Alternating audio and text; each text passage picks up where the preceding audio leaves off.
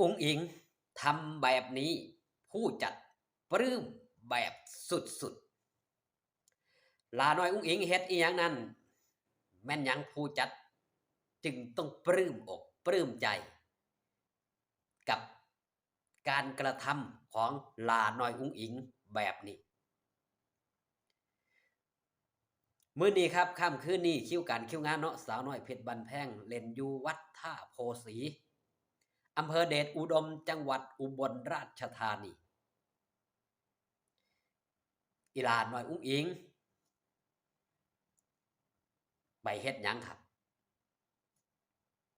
เมื่อไปถึงงานลาน้อยอุ๋งอิ๋งบ่ลืมที่สิไปบูธผู้สนับสนุนเป็นอันดับแรกสิ่งที่เฮ็ดให้ประทับใจ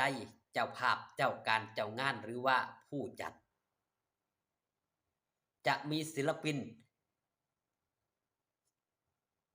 ระดับประเทศสักกี่คนที่ทำแบบอุ๋งอิ๋งบ้างถือว่าหาได้ยากครับจะมีศิลปินระดับซุปเปอร์สตาร์แถวหน้าเมืองไทยแถวหน้าแห่งวงการหมอลำได้ไปนั่งขายตั๋วให้กับมิตรหมอแคนแฟนหมอลำผู้ที่สิเข้ามาเบิ่งเจ้าของทำการแสดงโดยบ่ต้องมีคนบอกความต้องการของหลานน้อยอุ๋งอิ๋งคืออยากจะใกล้ชิดมิตรหมอแคนแฟนหมอลำอยากสิเบิ่งว่า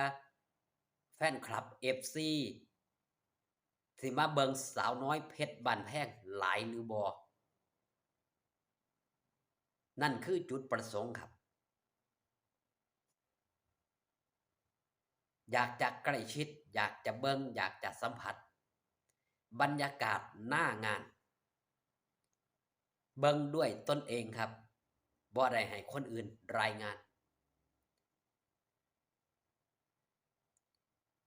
มิตรหมอแคนแฟนหมอลำผู้จัดเจ้าภาพเจ้าการเจ้างานเห็นก็เป็นปลื้มครับบ่คิดว่าศิลปินผู้นำทีมงานจะมา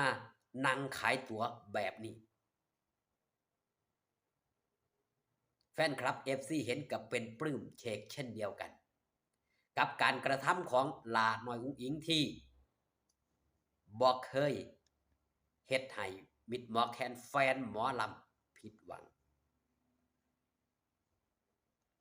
จากการที่ได้สนับสนุนจากการที่ได้ซัปพอร์ตจากการที่ได้เบิ่งแยะเด็กคนนี้มีอะไรพิเศษอีกมากมาย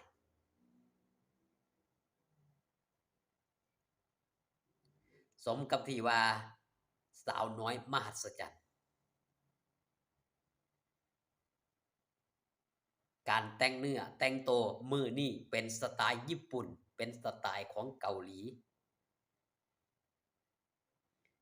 เป็นตาฮักเป็นตาแพงสมวัย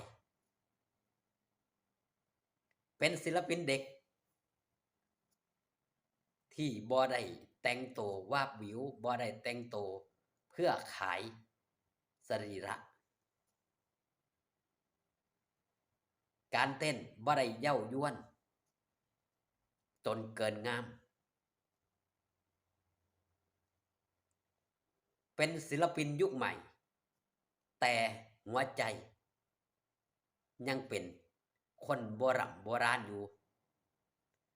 ยังรักษาวัฒนธรรมยังรักษาประเพณีบ่เดินตามไผอาศัยความที่ใจฮักในด้านการเป็นศิลปินอยากจะเลี้ยงครอบครัวแต่โชคชะตาวาสนามันพาพลิกผันเฮ็ดให้กลายเป็นสาวน้อยมหัศจรรย์โด่งดังไปชั่วข้ามคืน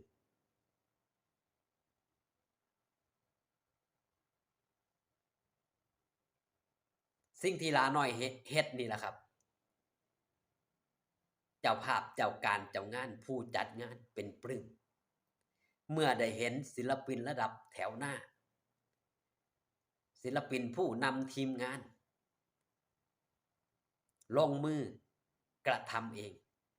มาเบิงหน้างานเองสมกับเป็นสายเลือดนักสู้สมกับเป็นทายาทหมอลำเพลินเงินล้านในนามบอสน้อยแห่ง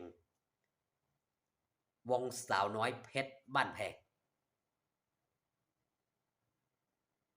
การประพฤติการปฏิบัติตัวของหลาน้อยอุ้งอิงเป็นแบบอย่างให้กับหลายๆผู้หลายๆคนที่อยู่ในองค์กรสาวน้อยเพชรบ้านแพงหรือว่าองค์กรอื่นๆวงอื่นๆก็สามารถนำเอาไปเป็นตัวอย่างได้เฮ็ดจังไดจังสิสมความดังแล้วเฮ็ดจังไดจังคนสิฮักเฮ็ดจังไดจังคนสิบ่ถิ่มบ่ปาหลาน้อยอุ้งอิงนี่เป็นศิลปินหนึ่งเดียวก็ว่าได้ที่มีแฟนคลับ FC มากขึ้นหรือว่าเพิ่มขึ้นซุมื้อ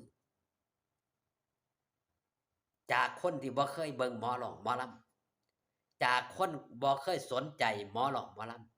ำกลับมาดูหมอลำย้อนหลาน้อยอุ้งอิงมีมากมายหลายคนครับที่หันกลับมาเบิ่งหมอร้องหมอลำคนที่บ่เคยเบิ่งหมอลำก็ได้เบิ่งหมอลำย้อนหลาน้อยอุ้งอิงนี่คือความพิเศษครับเราบ่เคยเห็นศิลปินแถวหน้าหมอลำวงไหนก็ตามบ่เคยเห็นมาขายบัตรขายตั๋วแบบนี้จักเทื่อครับนี่เป็นศิลปินคนแรกก็ว่าได้ครับที่มาหน้างานมาขายบัตรมาขายตั๋วด้วยตัวของตัวเองเป็นศิลปินซุปตาแต่ทว่าติดดินนี่คือเฮ็ดให้มิตรหมอแคนแฟนหมอลำเจ้าภาพเจ้าการเจ้างานหักสมกับที่บอสโจไว้วางใจให้ดูแลวงเบิ่งแย่งวงและเป็นศิลปินแถวหน้าหรือว่าศูนย์หน้าของวงคลิปนี้ฝากตอนเรื่องเล่าของอีหลาน้องอุ้งอิงเอาไว้แต่เพียงส่ำนี้ครับขอบคุณที่มาเบิ่งขอบคุณที่มาแย่งพอกันคลิปหน้าสบายดีครับผม